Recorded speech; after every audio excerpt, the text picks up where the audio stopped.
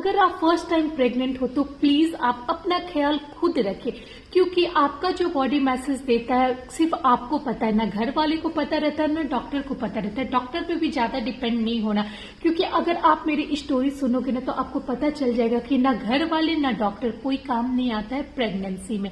तो आप मेरी वीडियो को पूरा देखिए और आप अपनी प्रेगनेंसी को अच्छे से इंजॉय करें और अपनी बॉडी के मैसेजेस को सुने। Hello mommies, welcome. एंड जो मॉमीज अभी न्यू मॉम हैं उनके लिए कॉन्ग्रेचुलेसन। आई होप आपके दिन अच्छे कट रहे होंगे अपने बेबी के साथ। और जो मॉमी अभी प्रेग्नेंट हुई हैं उनके लिए भी कॉन्ग्रेचुलेसन्स। तो आज हम इस वीडियो में बात करने जा रहे हैं some of my symptoms regarding baby girl, क्योंकि जो मेरे पुराने सब्सक्राइबर है उनको पता होगा कि मेरी एक बेटी भी है और मेरा एक बेबी बॉय भी है। तो मैंने बेबी बॉय के बहुत सारे सिम्टम्स डाले हैं, तो मुझे काफी सारे मैसेज आए हैं कि आप अपने बेबी गर्ल के भी सिम्टम्स बताओ। तो ये आज की पूरी वीडियोस मेरे बेबी गर्ल के सिम्टम्स के बारे में होने वाली, कि बेबी गर्ल में क्या क्या सिम्टम्स थे, कैसे मेरे 9 मंथ्स थे, उन सब के बारे में हम डिस्कस करेंगे। यहाँ क्या क्या प्रॉब्लम्स होती है, क्या क्या उसके प्रिकॉशंस होते हैं, क्या क्या लेने पड़ते हैं प्रेगनेंसी में। तो आइए स्टार्ट करते हैं। तो जो मैंने बेबी गर्ल कंसीव किया था वो अप्रैल में मैंने किया था और उसका डेट दिया था मुझे डॉक्टर ने जनवरी में। बट भगवान की जो मर्जी, मेरी बेटी प्रीटर्म हुई थी जो कि नवंबर में ही हो गई थी। एंड जो मेरी अर्ली सिम्टम्स थे मेरी बेबी गर्ल के टाइम पे वो थे कि मुझे काफी ज्यादा, मैं बीमार थी और मेरे बहुत ही अप एंड डाउन वाले फेज थे जब मैंने बेबी गर्ल को कंसीव किया था। तब जब मैंने बेबी गर्ल कंसीव किया था तो उसके पहले से ही मेरी जो थी ना हेल्थ प्रॉब्लम्स थी, क्योंकि मेरा पहले से ही एचबी थोड़ा कम था, 9 पॉइंट समथिंग था। तो मुझे डॉक्टर ने सजेस्ट भी किया था कि अभी कंसीव नहीं करना, बट कंसीव हो गया था। उसके बाद पता नहीं था मुझे कि आई एम प्रेग्नेंट। तो उसके बाद मेरी तबीयत काफी ज्यादा खराब रहती थी, तो सबने सोचा कि मे बी बिकॉज एचबी कम है और अभी तबीयत ठीक नहीं रह रहा, इसकी वजह से इसकी तबीयत ठीक नहीं रही। मेरे हाथ पैर में थोड़ी स्वेलिंग हो गई थी। पहले ही जब हमने चेक नहीं किया था तभी ये सब के सिम्टम्स आए थे। मेरे हाथ पैर, मुझे काफी ज्यादा फीवर हो जाता था, मुझे काफी ज्यादा मतलब सोने का मन करता था और मैं सो ही रहती थी। मुझे काफी ज्यादा वीकनेस लगता था, मैं थोड़ा देर वॉक करती थी तो मुझे ब्रेथलेसनेस टाइप का हो जाता था। तो ये सब काफी ज्यादा सिम्टम्स थे जो कि मुझे मेरी बेबी गर्ल के टाइम पे थे। और बहुत सारे उसके बाद मेरी तबीयत काफी ज्यादा, मैंने ट्रैवलिंग किया उसके बाद मेरी अचानक से रात में काफी ज्यादा सांसें ऐसे लग रहे थे कि ऊपर के ऊपर और नीचे, मतलब ब्रीदिंग में प्रॉब्लम हो रहे थे। तभी मैंने डॉक्टर के पास हम गए तो डॉक्टर ने बोला कि एसओटी वगैरह सब कुछ ठीक है, तो इनको कोई प्रॉब्लम नहीं है, आप ले जाओ इनको। बट फिर हमने डॉक्टर से बात किया तो उन्होंने मुझे एडमिट किया। एडमिट करके उन्होंने मॉर्निंग से, मैं नाइट में गई थी तो एडमिट तो कर लिया, फिर मॉर्निंग में उन्होंने चेकअप स्टार्ट किया। और फिर मुझे मई 13 मई को सोनोग्राफी किया तो मुझे पता चला दैट आई एम प्रेग्नेंट। तो उसके लिए डॉक्टर को काफी ज्यादा रिस्क, क्योंकि मेरी एचबी जो हेमोग्लोबिन थी वो 7 पॉइंट समथिंग हो गई थी और मैं प्रेग्नेंट भी थी और हेल्थ इश्यूज भी काफी हो रहे थे क्योंकि मेरी हेमोग्लोबिन कम थी। तो ऐसे थे मेरी बेबी गर्ल के टाइम के सिम्टम्स। मैं काफी अच्छा फील नहीं करती थी जब मैंने कंसीव किया था। ये मेरी बेबी गर्ल के सिम्टम्स है। और मुझे काफी ज्यादा मुझे वीकनेस रहता था, काफी ज्यादा मुझे हमेशा नींद ही आती रहती थी, कभी तबीयत का पेट में दर्द जैसा होता था। बहुत सारे प्रॉब्लम्स मैंने अपने बेबी गर्ल के टाइम पे फेस किया। आई नो, मैं ये नहीं बोल रही कि सबके अपने अपने बॉडी होते हैं, सबके अपने अपने चेंजेस होते हैं। बट मैंने जब बेबी बॉय कंसीव किया तो उस समय बेबी गर्ल कंसीव किया तो उस समय मुझे काफी ज्यादा प्रॉब्लम फेस करना पड़ रहा। वही जब मैंने बेबी बॉय कंसीव किया था तो मैंने पहले भी वीडियो में बताया मुझे कोई भी प्रॉब्लम नहीं थी, मैं काफी हेल्दी थी, काफी अच्छी से मेरी 9 मंथ की जर्नी जो थी वो काफी अच्छे से कंप्लीट हो गई थी। बट बेबी गर्ल के टाइम पे वो काटना काफी मुश्किल हो गया था। और लास्टली मुझे डॉक्टर में, जब मैं 3 मंथ की प्रेगनेंसी मेरी थी और मुझे काफी ज्यादा पेट तो जब मैंने मेरी प्रेगनेंसी के 3 मंथ्स कंप्लीट हो गए थे तो मुझे ना काफ़ी ज़्यादा मेरे अचानक से मैं शॉपिंग करके आई और मुझे पेट में काफ़ी ज़्यादा दर्द हो गया। तो हम ऐसे ही हॉस्पिटल में गए, नाइट हो गए थे, तो डॉक्टर से कंसल्ट किया, उसने मुझे टैबलेट दिया कि ये खा लो, उसके बाद आपके पेन कम हो जाएंगे, नहीं होंगे तो आप हॉस्पिटल में आ जाना एडमिट चेक करवाने के लिए। तो मेरा पेन कम नहीं हुआ तो मैं रात को 12-1 बजे तक हम हॉस्पिटल गए, वहां उन्होंने चेक किया, सोनोग्राफी किया। तो उनका एक ही बात था कि मैं उस डॉक्टर से चेक नहीं करवाती थी, वैसे तो मैं दूसरे डॉक्टर से, बट नाइट के टाइम पे मैं उन्हीं के पास गई थी, वो वहां के बेस्ट डॉक्टर थे, तो उनके पास गई। तो उन्होंने पहले ही सोनोग्राफी में बोल दिया था कि बेबी तो फाइन है बट इनकी प्रेगनेंसी काफी ज्यादा रिस्की है। तो उसके बाद उसने मुझे एडमिट किया, रात भर सलाइन चलाया, मॉर्निंग में फिर उन्होंने एडमिट करने को बोला, बट फिर हम जहाँ दिखाते थे हमने वहां से डिस्चार्ज लेके हम वहां चले गए, तो वहां भी चेक किया तो उसने बोला कि सब ठीक है। तो हम भी विश्वास कर लिए कि चलो ठीक है। बट मैं एक पॉइंट कहना चाहूंगी कि हर चीज में डॉक्टर पर भी विश्वास नहीं करना चाहिए प्रेगनेंसी के टाइम पे, क्योंकि बहुत सारे मैंने अपनी बेटी के टाइम पे वो डॉक्टर देख लिया था, मुझे प्रॉब्लम होते थे बट वो बोलता था ना कि नहीं इन्हें कोई प्रॉब्लम नहीं है, क्या आपको मैं हमेशा के लिए एडमिट कर लूं 9 मंथ के लिए, ऐसे वैसे वो बोलते रहता था।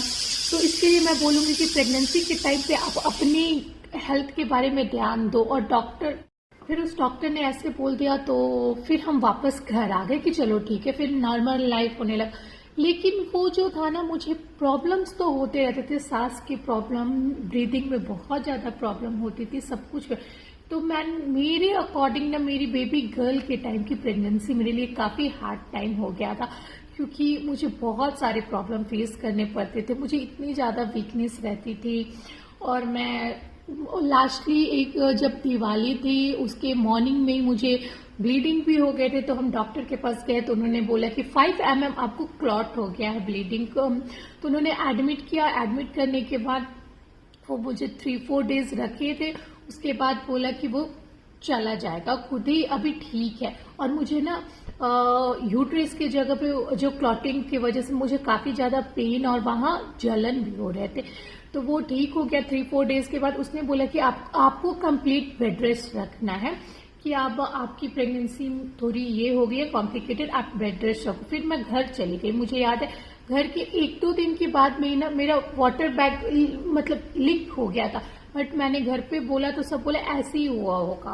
और इवन मेरी फर्स्ट प्रेगनेंसी थी तो मुझे कुछ ज्यादा पता नहीं था, और हम ऐसे ही करके 10-12 डेज घर पे रह गए। फिर अचानक मुझे प्रेगनेंसी की जो होते हैं ना कॉन्ट्रैक्शन, वो वाले पेन स्टार्ट हो गए, मेरे टमी बिल्कुल, तो मुझे कॉन्ट्रैक्शन वाले पेन, मेरे पेट जो है ना बिल्कुल टाइट होने लगे, और बैक में भी पेन होने लगा, आगे भी पेन। फिर मैं मॉर्निंग में ही डॉक्टर के पास चली गई, और फिर डॉक्टर ने चेक किया तो उसने मुझे एडमिट कर लिया। एडमिट करने के बाद उसने मुझे बोला कि ओके मैं चेक करता हूँ कि आपके वाटर कितने गिर रहे। वो उसने पूरा पूछा कि उसके बाद से आपने रेस्ट किया, आपने क्या क्या किया, आपके साथ क्या क्या हुआ, मैंने सब बताया। तो इवन वो गुस्सा भी हुआ। फिर वहां मुझे एडमिट किया, फिर वो एडमिट करने के बाद भी मेरे जो उसने दिया तो मेरे वाटर हैवी आते ही थे, उसने मुझे सजेस्ट किया पैड लेने को, तो वो काफी ज्यादा हैवी हो जा रही थी।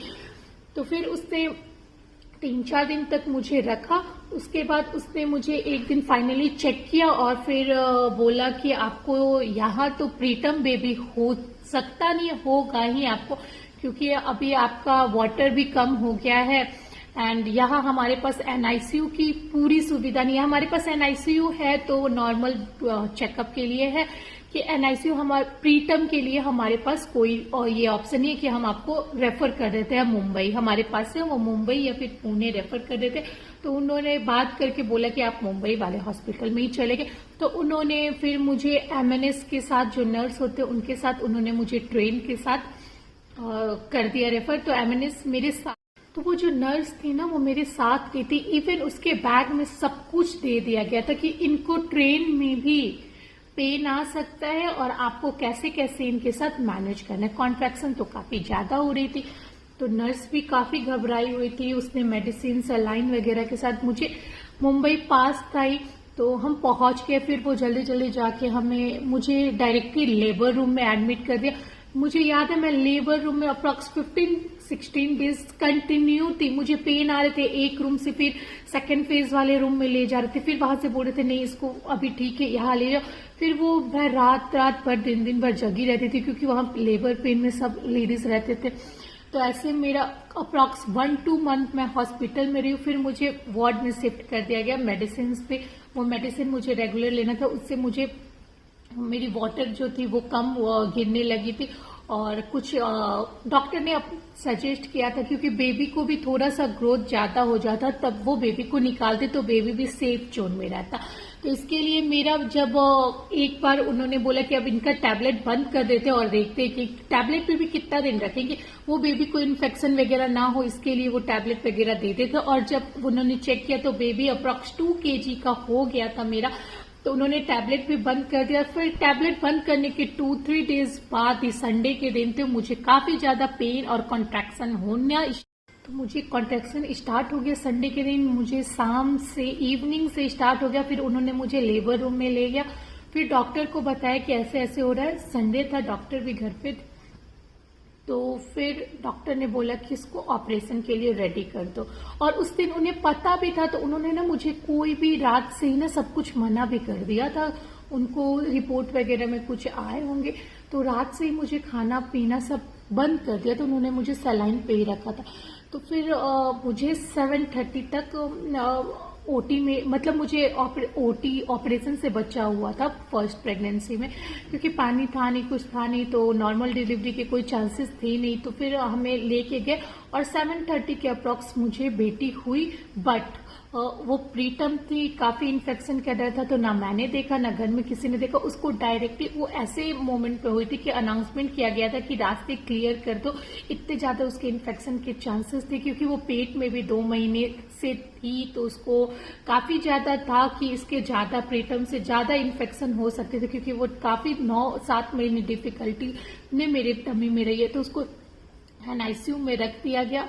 और फिर मुझे नहीं पता है, मुझे नेक्स्ट डे डॉक्टर ने बोला कि आपके बेबी को थोड़ी ब्रीदिंग में प्रॉब्लम है, थोड़ी नहीं ज्यादा ही। उन्होंने सच ही बताया कि कुछ अभी कह नहीं सकते हैं। फिर मुझे NICU में मेरी बेबी को 15 डेज तक रखा गया। 15 डेज तक रखा गया था, लेकिन डॉक्टर काफी ज्यादा थैंकफुल थे मेरे, क्योंकि पीडियाट्रिक ने बोला था कि इसको रिकवरी करना इतना आसान नहीं है इसके लिए। उसके बाद मेरा एक ही काम था कि मास के कॉन्ट्रैक्शन में बच्चे आते हैं ना, तो काफी ज्यादा अच्छे रिकवरी कर पाते हैं प्रीटर्म बेबी। मेरी सिजेरियन हुए थे, बट मैं नेक्स्ट डे से ही मेरी बेटी के पास मैं ज्यादा टाइम देती थी, ऊपर से नीचे जाती थी। पीडियाट्रिक वार्ड कहीं था, मेरा वार्ड कहीं था, बट मैं जाती थी और उसकी रिकवरी अच्छी होने लगी थी। और अप्रॉक्स इतनी डिफिकल्ट, क्योंकि बेबी का वेट उस समय अप्रॉक्स 2 kg था, बट वो निकलने के बाद 1.5 किलो की हो गई थी, 1.4-1.5 हो गई थी। तो उसके लिए रिकवरी करना काफी मुश्किल था, बट मैं जाती थी। और थैंकफुली मेरी बेटी 15 डेज में, ओनली 15 डेज में वो काफी अच्छा रिकवरी कर ली थी। और उसके बाद डॉक्टर ने डिस्चार्ज दे दिया था। बट द पॉइंट इज कि वो प्रीटर्म बेबी थी, तो घर पे भी लेके जाना था, तो उसको काफी अच्छा केयर देना था। एज अ NICU हमें उसको एक रूम में ही रखना था। काफी ज्यादा क्लीनिंग के ध्यान पूरे, मतलब जो भी हो वहां, माँ कोई दूसरे को सुलाना नहीं है, दूसरे को रखना नहीं है, दूसरे को बेबी को देना नहीं है। और उसके कटोरी से वो दूध पीती थी, ब्रेस्ट फीडिंग करती थी, उसका वेट और कम होता। तो काफी ज्यादा मतलब उसके साथ मेरा मुश्किल वक्त। तो ये थे मेरी बेबी गर्ल की सिम्टम्स। और मैंने मेरी जो प्रेगनेंसी के ये जो फेज थे, ऐसे मेरी फर्स्ट प्रेगनेंसी में गुजरे थे। तो मैं एक बात जरूर आप सबको कहना चाहती हूँ, क्योंकि आप फर्स्ट टाइम मॉमी बनने वाले हो, क्योंकि सेकेंड टाइम में तो हमें सब कुछ पता हो जाता है कि ऐसे होता है, क्या करना है क्या नहीं करना है। अगर आप फर्स्ट टाइम प्रेग्नेंट हो तो आप अपना ख्याल खुद रखें। आपका बॉडी क्या मैसेज दे रहा है ये बस आप जान सकते हो। तो ना घर का सुने ना डॉक्टर का सुने। आपको कोई प्रॉब्लम हो रहा है, आप जरूर डॉक्टर के पास जाओ। आप अपने बॉडी के अकॉर्डिंग रहो कि मेरा बॉडी अभी सोने को बोल रहा है, सो जाओ। अभी मेरा बॉडी काम करने को बोल रहा है, काम करो। नहीं करने का मन कर रहा है, नहीं करो, क्योंकि लास्टली वो आपके ऊपर आएगा और आपके बेबी को प्रॉब्लम क्रिएट करेगा। तो आप अपना ख्याल खुद रखें। अपने फर्स्ट प्रेगनेंसी में तो बिल्कुल ही रखें। अदरवाइज मैंने अपनी स्टोरी जो बताई, ऐसी काफी लेडीज है जो इस फेज से गुजरती हैं। सो आई होप आप सबको मेरी वीडियोस से कुछ सीख मिली होगी कि अपने प्रेगनेंसी में आपको कैसे रहना चाहिए। Thank you.